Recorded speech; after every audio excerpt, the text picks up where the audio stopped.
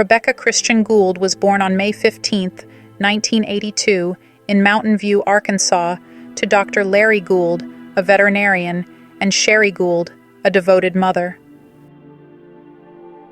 Growing up in the Ozark Mountains, she was surrounded by nature and family, forming close bonds with her three sisters, Gabrielle, Tiffany, and Danielle. Rebekah was in a relationship with Casey McCullough. She was known for her vibrant personality, intelligence, and kind heart. She had an adventurous spirit and was loved by her friends and family. She pursued higher education at Northwest Arkansas Community College in Bentonville, after having attended Ozarka College in Melbourne. On the weekend of September 20th, 2004, Rebekah traveled from college in Northwest Arkansas to visit her boyfriend. Monday morning, she drove him to work at the Melbourne Sonic before stopping by the Possum Trot convenience store, where surveillance footage captured her movements. Rebekah was supposed to meet her sister Danielle later that day to return to Fayetteville. She was taking a nap that afternoon before pick up her sister and then drive back to school. But she never showed up at her sister. When her family couldn't reach her, worry quickly set in. A missing persons report was filed the next day, prompting authorities to begin their search. Their investigation soon led them to Casey's trailer home, where they searched for any clues about Rebekah's disappearance. Officers carefully examined the area, hoping to find answers that could explain what had happened to her. Inside the house, investigators found Rebekah's belongings untouched. Her car was still parked outside, her purse and keys left inside. But the most alarming discovery was the presence of bloodstains on the mattress and bath towels in the laundry basket. It was clear that something terrible had happened. Days passed, and the search for Rebekah intensified. Then, on September 27, 2004, 1 week after her disappearance, a motorist spotted a body near a steep embankment along Highway 9, just south of Melbourne. It was Rebekah. Her remains had been left in a remote area, partially hidden from view. By the time authorities recovered her remains, decomposition had significantly progressed due to exposure to the elements. This made forensic analysis difficult, and investigators were unable to obtain any viable DNA evidence to determine whether a sexual assault had occurred. The lack of physical evidence left an open question regarding the motive behind Rebekah's murder.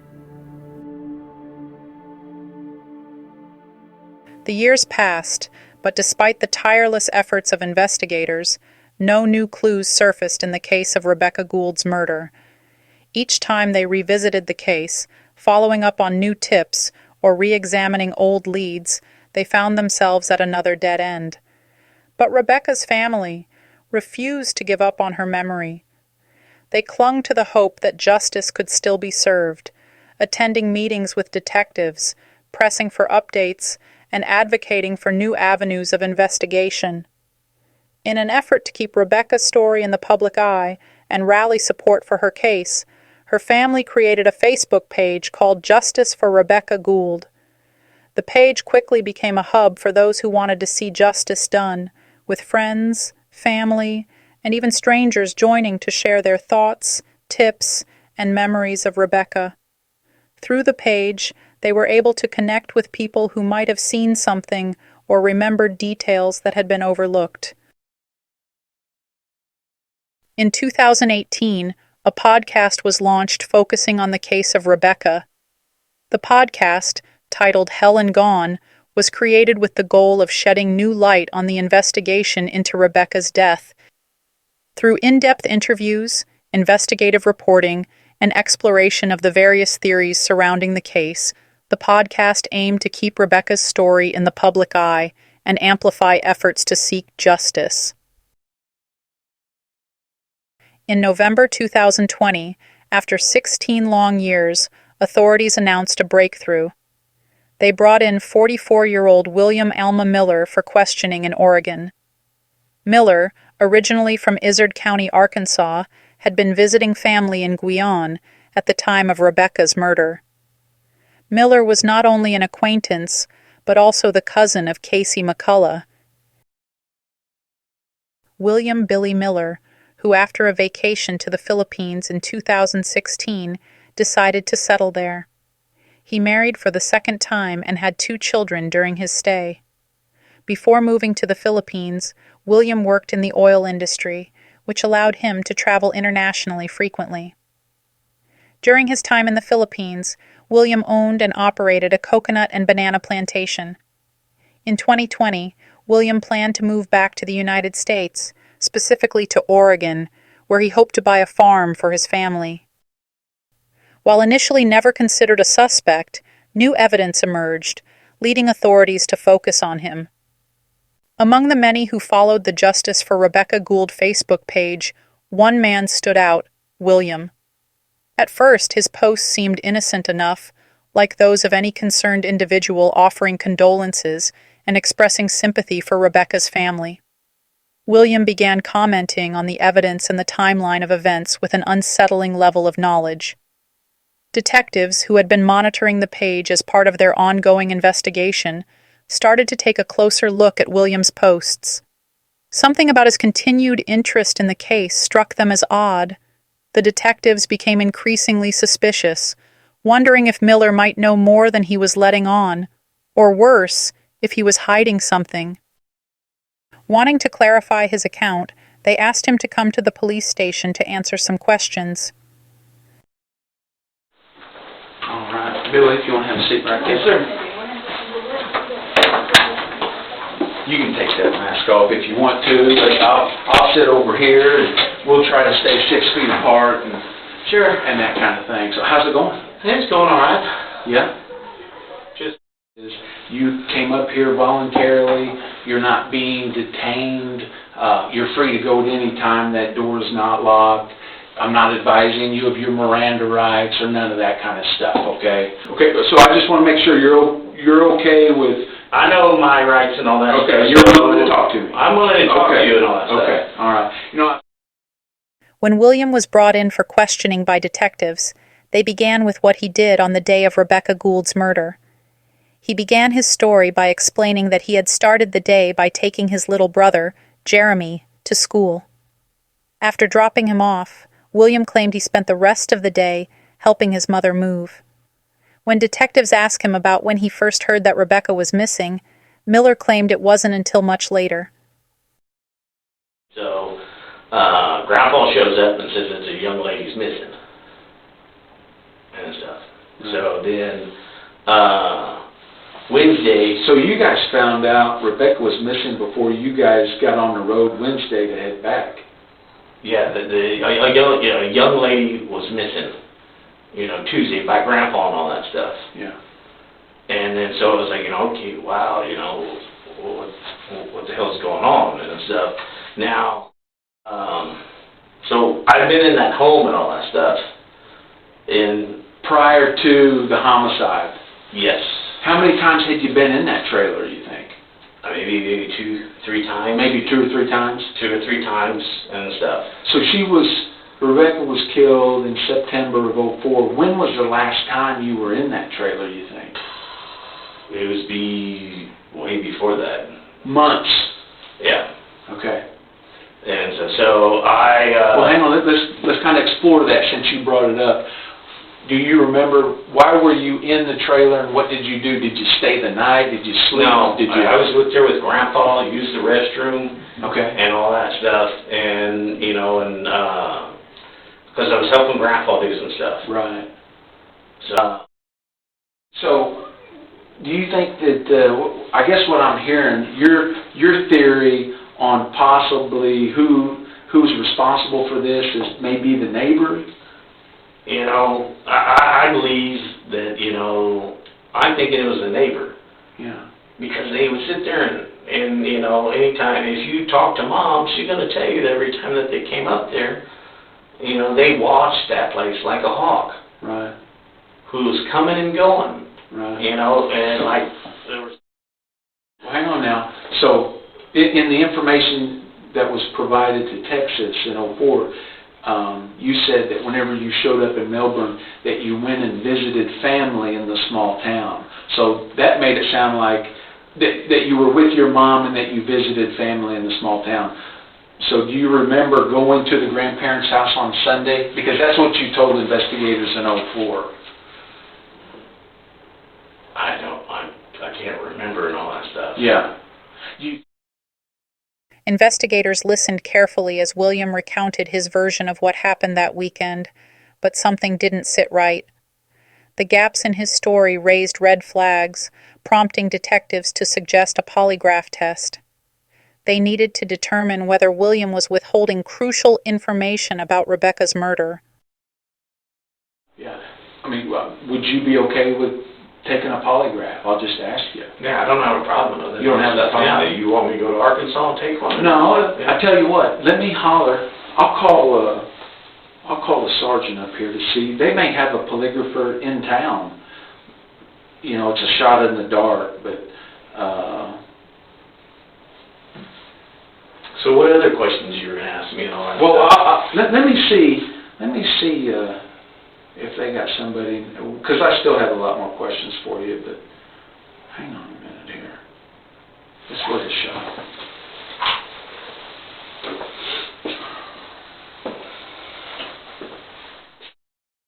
Awesome. Yes, sir. I appreciate you. Okay, bye. Cool. Half an hour, man. Awesome. Yeah, that's a really good tool that we like to use, so I appreciate you. But it doesn't hold up in court, correct? Right,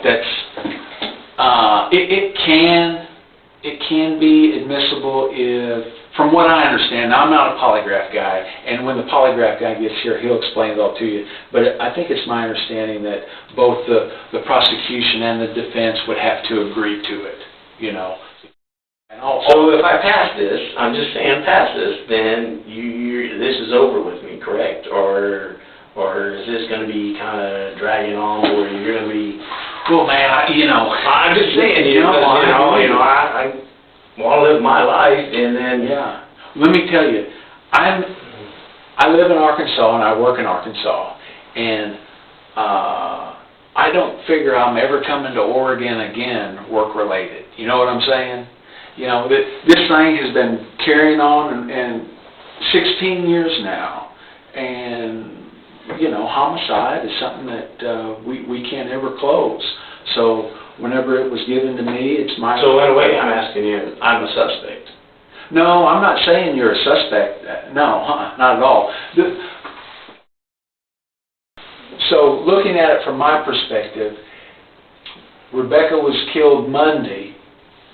Anybody that was at that property, at the crime scene, the day before or the day after, or, anybody that was there during that period of time is a person of interest.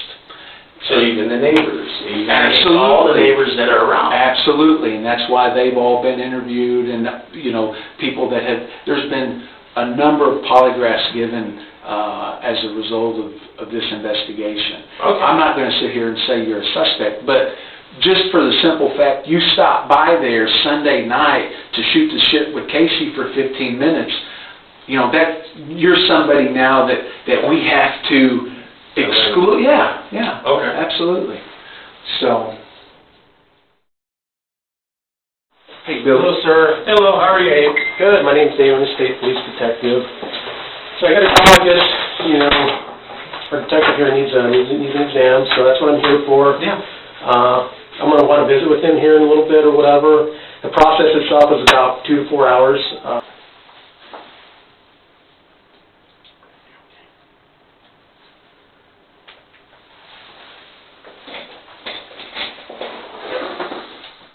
I'm ready. Are you ready? All right. From this point forward, do not move. Remember that you moved to number 4. From this point forward, do not move. This test is about to begin. Please do not move. Answer no to each question, including the number 4.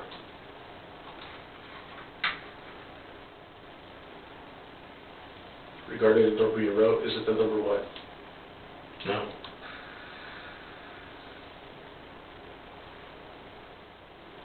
Is it the number 2? No.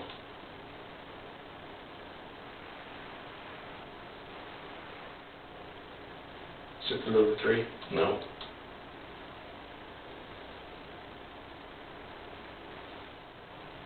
Is it the number 4? No.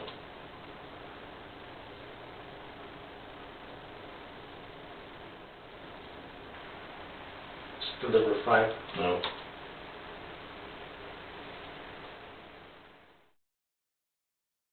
You know, What do you mean by that? cause you fail the test. I have the test. Yes, yes, and so, My heartbeat felt like it was just beating out of my chest. yeah, and so what that tells me is that, this is a couple things this tells me, right? It tells me that, doesn't tell me that you're a bad man. It just tells me, hey, when you answer that question, you're not telling the complete truth, all right? Right? There's something that obviously happened. Which one of those boxes happened to Rebekah? I don't know. Okay. After William Miller failed the polygraph test, investigators intensified their questioning. Sensing his growing discomfort, they began presenting him with evidence photos from the crime scene. All right. This is a washcloth that was under the bed that the killer used to clean up. It was wadded up in a ball. Okay. We've got the killer's DNA on that washcloth. Okay. Okay. Would there be any reason for your DNA No, to be on that shouldn't be on washcloth? there. It shouldn't be. Shouldn't be on there. That's right. It shouldn't be. Yeah. Rebekah's DNA next to the gas pedal in your truck. No question about it. Her DNA's in your truck. So what you have to do is you have to explain to me how that's possible. If you didn't kill her, you know who did. And if you know who did, if you're covering for Casey, dude, I'm telling you, you have got to come forward right now with what you know, because you cannot get around biological evidence in the floorboard of your truck. Okay? So tell me what happened, Billy. Tell me. Okay. All right. So, whenever you came in here and you told us that Monday morning you and your mom took Jeremy to school, that was a lie. Is that what you're saying? Yeah, that's the same. Okay. And the truth is that you got up early Monday morning to go hunting Before Mom and them got up. before Mom and them got up. Yep. So I went over there to go hunting and stuff, and then to shoot a deer and that. Okay, we know what you did. We know how it went down. We've got her blood in your floorboard. You tried to clean up best that you could, Billy. Don't drag your mom through this anymore. Don't drag your brother through this anymore. Give the family some peace. It was a freak deal, man. You did not mean to kill her. I know that, but it happened.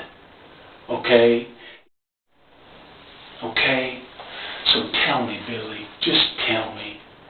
Tell me what you did, how it happened. When I speak to my mom outside, you can look at me and I'm not going to run off or anything. Listen.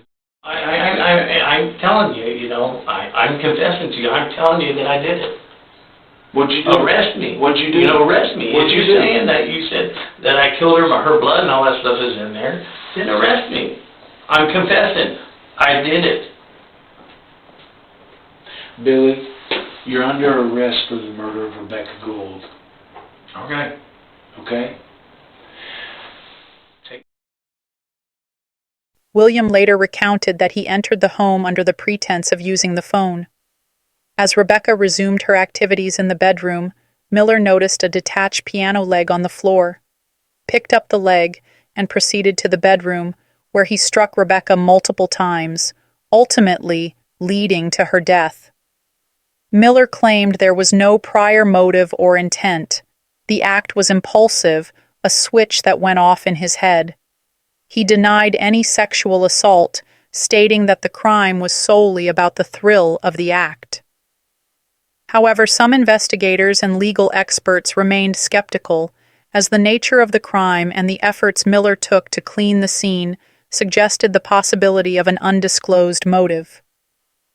During his interrogation, William expressed remorse but remained unable to provide a clear rationale for his actions. And more breaking news tonight. We've learned within the last few minutes the man facing murder charges in the 2004 death of Izard County woman Rebekah Gould is fighting his extradition to Arkansas. Good evening, everyone. Thank you for joining us for Fox 16 News at 5:30. I'm Donna Terrell. I'm Kevin Kelly. The suspect has been in custody for several days now, but Izard County deputies have been trying to get him back here to Arkansas. A lot of new details just coming in to Fox 16, and Mitch McCoy in the newsroom to break it all down for us. Mitch, what's the latest? Yeah, Kevin and Donna, good evening. Oregon court officials tell me that he will not voluntarily come back to Arkansas, which means authorities will have to get a governor's warrant. 44-year-old William Miller is facing a first-degree murder charge. He was arrested late Saturday night in Oregon after returning from overseas. Oregon officials say they will hold him in custody until that governor's warrant is signed. It was just a few days ago that major break in the hunt for Rebekah Gould's alleged killer. Izard County's sheriff told us earlier this week that Miller, visiting from Texas, was in Melbourne for less than a week when Gould was murdered. You might recall, again, that was back in 2004. There's no word yet on how long it will take for that governor's warrant to be signed. We'll stay in close contact with officials in Oregon and, of course, right here at home, and we'll keep you updated as this story develops. Donna? The case against William Miller never made it to trial, as he ultimately reached a plea deal in 2022. An Arkansas family finally has answers 18 years after the 2004 killing of Rebekah Gould. 44-year-old William Miller, the man you see here from Oregon, took a plea deal just last week, right before going to trial. He'll spend the next 40 years in prison on first-degree murder. The conviction is a moment Gould's family has been waiting on since the 22-year-old disappeared while on a weekend trip home from college. During the 2004 search, police found Gould's belongings at her boyfriend's house, and her family never gave up in the search. Think about how your heart would be breaking and how desperately we want her back. Jared says Miller told Gould's family that he just snapped at something Rebekah had said. While the podcasters believe it's Miller's guilt that led him to social media, we're told he repeatedly brought up news stories, podcasts, and the Facebook page dedicated to finding Gould's killer during his confession to state police. Back to you.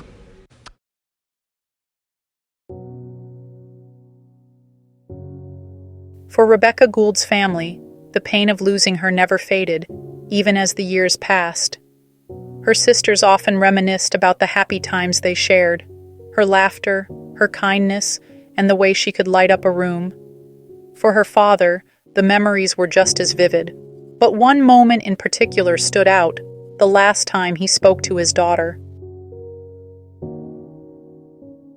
Her comment was, I always admired you. I love what you've done with your life, and I would like to be like you.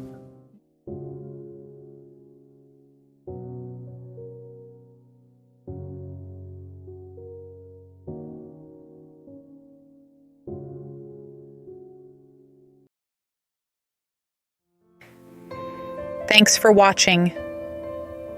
If you enjoyed this video, don't forget to like, share, and leave a comment below. We'd love to hear your thoughts. And if you'd like to support us and help keep this content going, check out our Patreon. We truly appreciate it.